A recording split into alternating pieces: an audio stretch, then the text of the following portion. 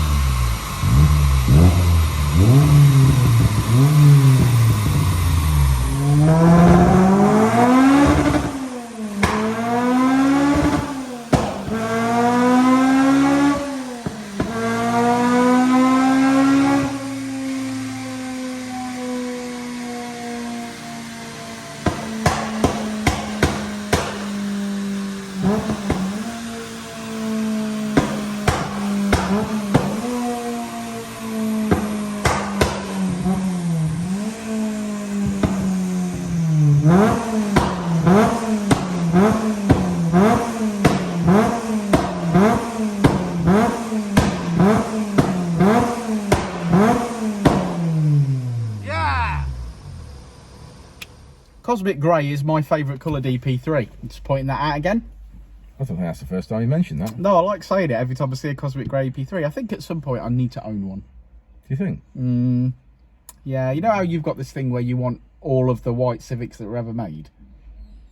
Well, I'd like one of all white Civics. That's what I'm saying. Yeah, but I don't think you want to own all white Civics that were ever made, but you would like one of each. I don't think I can afford that. Yeah, so I would like a grey one of these. I think you might even struggle to afford that. With your pool and your helicopter. I haven't got a helicopter.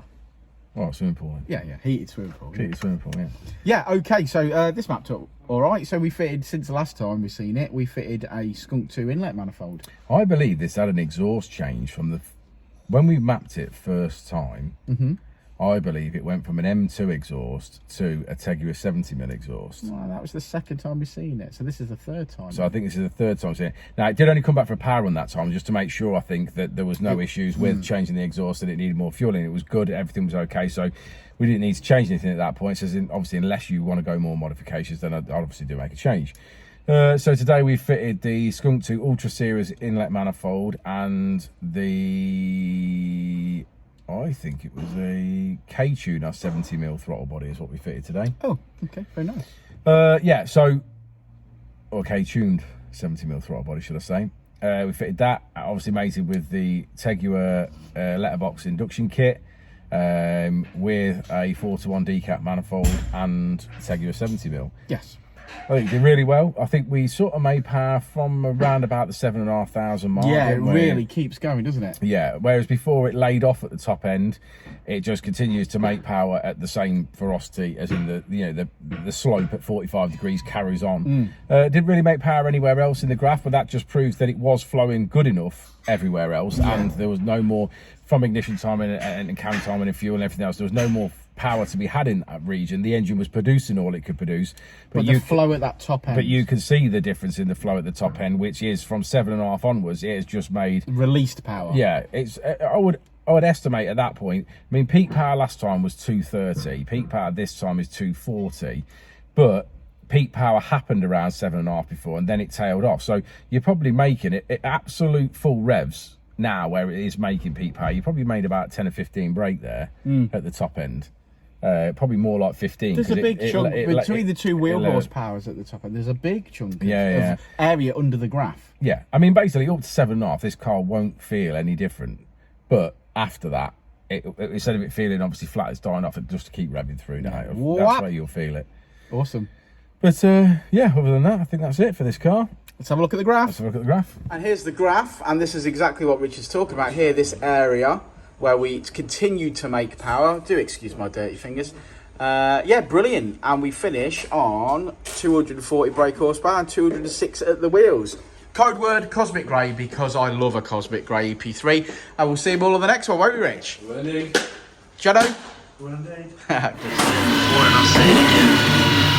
Life moves pretty fast.